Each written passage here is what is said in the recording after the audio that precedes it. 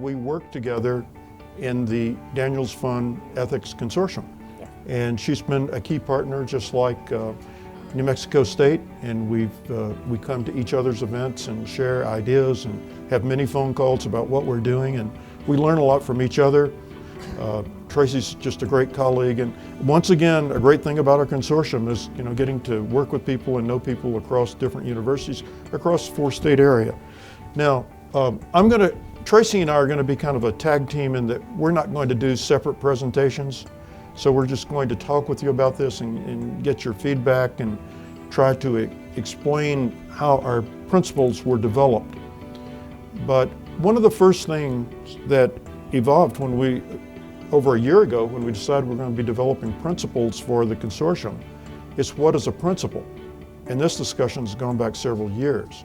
We're not going to take a philosophical approach because we know what that is, and it could lead us, we'd all be here at about at least 9 o'clock tonight, and we still wouldn't know what we're talking about.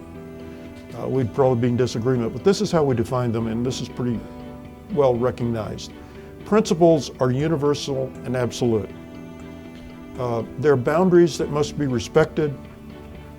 Some people call principles rules, but I don't think you could call integrity, trust, accountability as a rule. It's okay if you want to do it and it works for you, but more than likely these help you develop rules within organizations, and rules are something to be adhered to with no violation. For example, if you work for the Department of Revenue, they might have a rule that if you're in doing an audit, you cannot accept a cup of coffee or anything like that because you need to take some distance if you're in auditing someone's accounts. You don't want them to feel like that they're possibly giving you a cookie or something, that you're going to get a better audit, keep a little distance. So that would be a rule. And that rule might relate to one of these basic principles. But rules are important in all organizations, but often derived from principles. And another thing is that principles very often stand up across different cultures. And we had Dean Carruthers here this morning talking about, well, maybe Native Americans have different values than we have on certain issues, and that's probably true. But I think if we look at Native American ethics, we would also find that some of our principles would work for them too. Most of them would probably work, but they might have some different values. And an example of a principle would be integrity, and that's our number one on the list. And this is what the Daniels Fund Board suggested integrity as a very important to Bill Daniels. And the word integrity means completeness, wholeness in everything you do. And I thought about Get Motivated as an example of integrity. They do a lot of things right, they have a good business model, but I would talk with them if I had a chance to say about total integrity. If you're complete and whole in everything you do, you don't have some gaps. And that's a principle, that you can say, our organization wants high integrity. What does that mean? That means we have good product quality, we have this, we have that, but the overall guiding principle is integrity. Walmart is a good example. Walmart has not mastered total integrity. And I like Walmart. I think they've made a lot of advances in sustainability, and they're a real leader in sustainability. But all of you who track Walmart, you know that they've had 2 major incidences in the last 2 weeks. 2 weeks ago, we discovered that they were involved in bribery with Mexican government officials in order to quickly get permits to build stores. And it looks like they paid government officials about $27 million, which is against the Foreign Corrupt Practices Act. And by the way, the Mexican authority says we have no problem with it. Really, we're not prosecuting, it's the way we do business here. That was a value that the Mexican authorities have. That was not a principle, that was a value. And so this week we find they did a settlement. They paid many people, didn't pay them overtime and other types of employment pay issues, and made a very large settlement on that one. So they continually not to be complete and whole in everything they're doing. I think they're trying, but you have to wonder why you could you pay $27 million in bribes and no one at the top knowing about it? Well, then you have a pretty loose accounting system, right? So values, that's a choice. and they're used to develop norms. And if you're a sociologist, norms are kind of behavioral expectations. They're not rules, but this is the normative behavior in a particular organization. And some people kind of wonder about this. Values are more subjective, and they do vary across cultures, but you get to select them. And by the way, most companies put up a set of values, and some of those values could include things like quality products. It could relate to customer satisfaction. It usually gets translated to areas like that. Now, I'll be the first to admit, many companies use many of the principles as values, and I guess we can avoid that debate today, say that if it works for your organization, if it works for you, it doesn't matter whether you call them principles or values. If you put them on a list for your employees, if they understand what the concepts are about, that's what we're concerned about. Sorry, Tracy, I talked a lot here, and we were a tag team. We're not supposed to do this, so. And actually, one of the things that OC didn't mention is that this is my second career. I was in a business executive, 18 years, and 14 years was with Amway Corporation. So that's why I enjoyed your debate. And one of the things that I found in my business career was principles and values. These are all great abstract constructs, and these are things that companies will talk about all the time, and you sit through all these company meetings. But what is important is to know how they behave and how they act, and if they really do show these. And I think the reason why these principles are so nice is because it actually kind of encompasses all of the behaviors that we would want to see a company. One of the other things that I've found is I worked for a company, being Amway Corporation, I was at the executive level, that was very suspect. I mean, it could very well, you could have a debate on the ethicality of multi-level direct selling, okay? And so as an employee, I needed to make sure that they were consistent with my values and what I thought was the right thing to do. And what I'm finding with the students is they're struggling with the same things.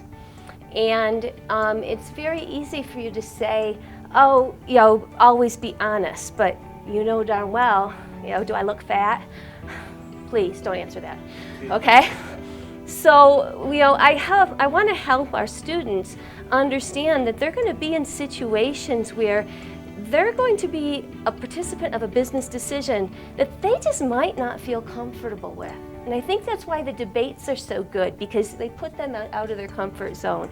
And so what do? Are they going to quit? Are they going to, turn the company in? Or are they going to try to find a way to act on their values and follow their principles? Now, one of the interesting things that I found when I was talking to our students is everybody can say, I'm ethical, but it's very hard to articulate what that means. Same thing with business. This is an ethical decision. Why? Because it is. I think it was it Jennifer had made a comment in the debate. I wouldn't go there, the emotion got in. I teach MBAs, and my MBA class this semester was pretty awesome. They had some pretty neat life experiences.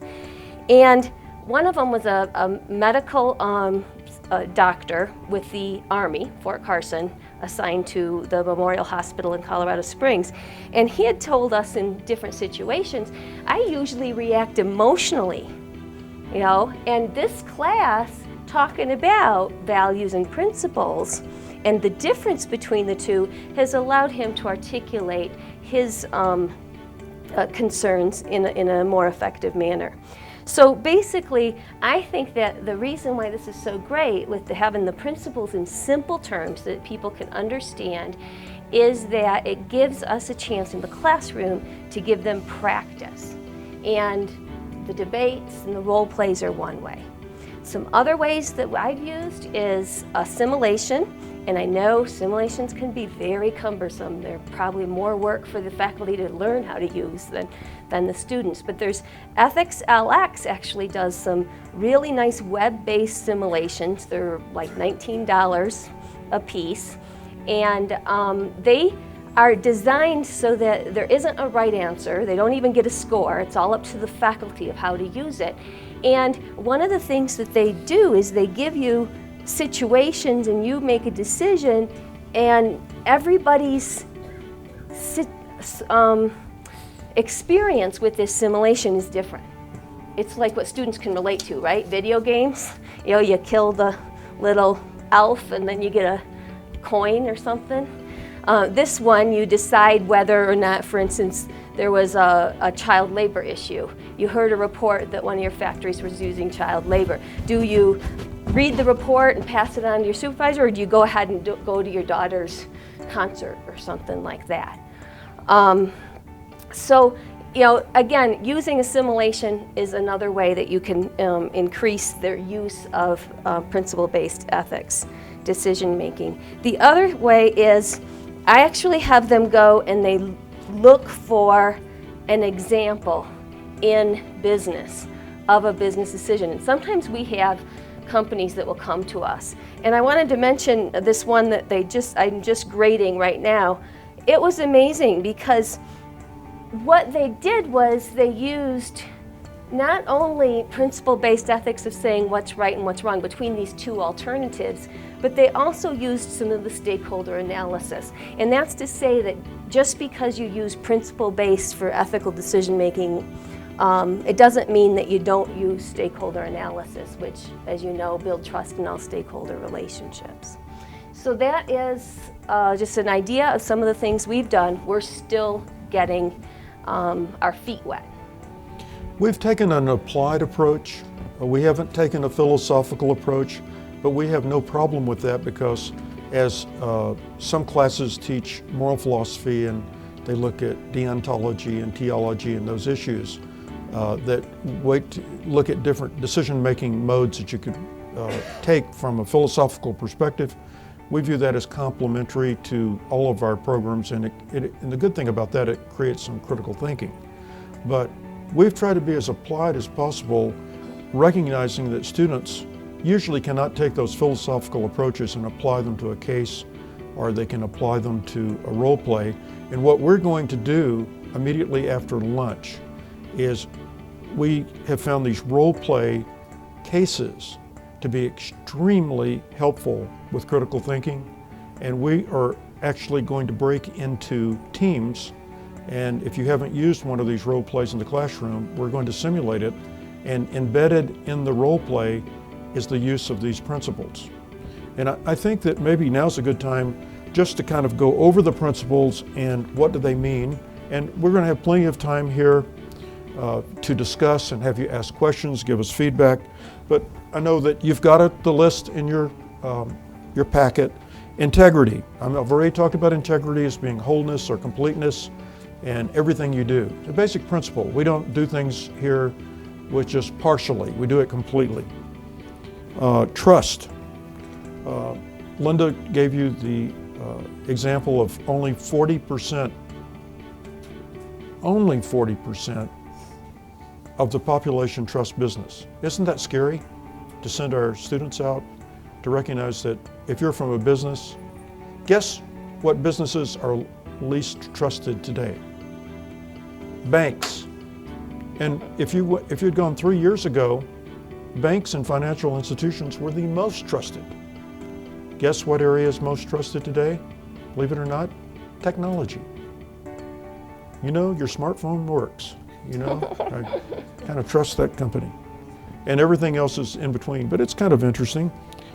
Trust is, I've always viewed it, my definition, the glue that holds relationships together. And I'll have to say, Bill Daniels, we know he embodied all of these, but probably anyone who did business with Bill Daniels trusted him because they didn't have to have a signed contract. When he said that he was going to do something, he would do it. And in many times in his career, he didn't even have the money to do it. And Dean Carruthers pointed out a couple of examples. Those are classic examples. He had no obligation to go back and pay back the ticket holders in Salt Lake City. But he thought, they trusted me. I had a relationship with them. He not only paid them back, he paid them back with interest. Bill Daniels he was really involved in sports. He also was involved in some racing activities in Denver. I think Bo went bankrupt too, right? He should have just stuck with the cable business, right? Yes. Accountability. You know, we've heard a lot about accountability.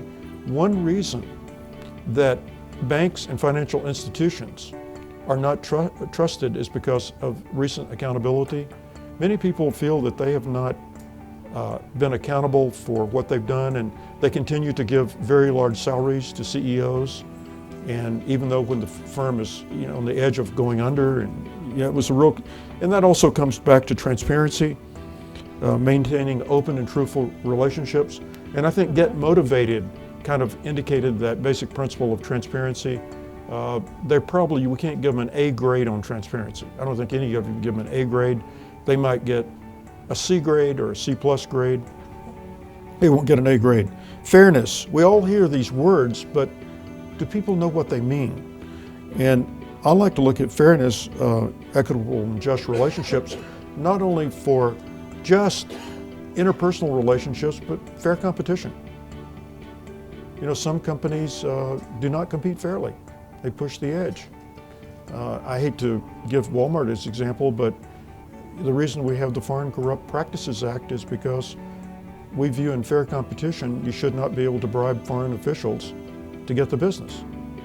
And I was at a meeting with the ECOA, the Major Ethics Officer Group, and I saw the Associate Attorney General, Assistant Attorney General rather, I don't think, it's Associate Professor, Assistant Attorney General. He was up there and he said, you know what we're gonna do? Our number one priority is the Foreign Corrupt Practices Act, because we know, they like the low-hanging fruit, like Alfonso said. We know so many companies are engaged in paying off government officials in other countries to get business. Hey, we're just going to make lots of money going out. And they've hooked up many companies with large fines, and Walmart is just the latest thing. Advertising, for example. You shouldn't be able to do things in advertising that creates an unfair environment. So therefore, the bottom line is, and Bruce Human is the expert in this area if he wants to chime in, is the idea that if you make a claim in your advertising, it's unfair competition if you can't substantiate it. But you can do puffery. And we kind of accept the idea that because we think a reasonable person would understand that it's puffery. If you tell people you're getting their clothes whiter than white, there's a pretty good indication that there's maybe no color whiter than white. We're just trying to get, the point across. Yes?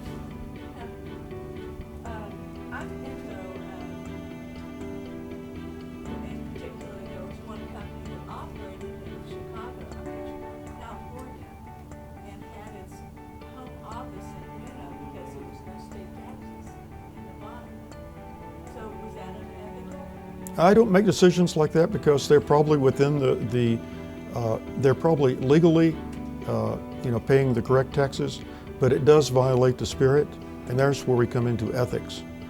And so that company needs to take a hard look at how is this going to show up as who we are. If we all know there are all kinds of tax loopholes, and we've got lots of accountants here who could tell you a lot more than I can about that. But when you start, your company's major focus is taking advantage of tax loopholes, you've got some ethical issues, right? Because there's a spirit of the law there that you're not, and you find the loophole, how you can get around it. That's something you want to discuss in the classroom. But that's good that you asked me if that was ethical or unethical. If I'm in a classroom, as much as I think I can answer the questions, I try never to answer that question because I want to throw it back to the class because this is learning. We want them to actually stew. We want them to figure it out. And what I find is about 90% of the time the students get the right answer. And when someone has got the right answer that I think they've got the right answer, that's great. You've got a great point there, and then the class seems to catch on. Yeah, I want to make a point about that because it actually came up in one of our case competitions. When you look at tax, because how many of you teach tax in here, or accounting or finance? So maybe you guys should need to help out because I'm not. But what would a tax person recommend? You're going to want to locate in the most favorable conditions. That's why our state system is always so competitive, right? And so what is the ethics of that decision? Now, if they chose to move from California to Nevada and they were actually operating there, then it's probably a different question. So again, it goes back to why are they doing it? What does it show for their character? What do you? Well, look at Volkswagen. Volkswagen goes to Chattanooga, Tennessee to build a Jetta. Anybody know anything about Tennessee? Oh, is Alfonso here? Okay. What about Tennessee? It's one of probably the lowest percentage of union membership in the country. No personal income taxes. Help me out. No, corporate tax is pretty low. You know, this is a business decision about advertising, about a child labor issue, and this one, turning gears. They have they're about 3 hours they take on the web for almost every discipline. There's one for quantitative analysis that actually has Excel spreadsheets that they have to do some quantitative work. There's one on entrepreneurship. There's one on strategy. I can't remember some of the other disciplines. Oh yeah, using the more active approaches, the students get more engaged. They're not reading just about topics, but they're actually finding ways that it's relevant to their life. So if you use the case studies, they're able to see some factual situations and realize how complex and hard some of these topics can come, and that they don't all come in pretty packages. It's often life is messy, and so they learn to identify these issues in a mix of different factual situations. It could be a simulation, like we've just heard. We've heard some innovative things right here. And what we're going to do is give you about 15 minutes to see what you can come up with as a group. See if you can find one that's really, really good. And then we'll report out on those as much as we can from the various groups and hear what you have to say. So then all of us can get a whole bunch of really good ideas about how to innovatively get business ethics across to the student population. Sound like a plan? Okay, good. All right, so what we need is like 5 or 6, usually if you just turn around, like this is the perfect table right up here, but they're in the front, so they're always perfect. So the 5 of you would be wonderful together, I'm sure, and then maybe some of you guys with the front and some of you guys with the next table. So try to get yourself into groups of 5 or 6 if you can. 3 is, of course, fine, whatever you can do. You can move chairs.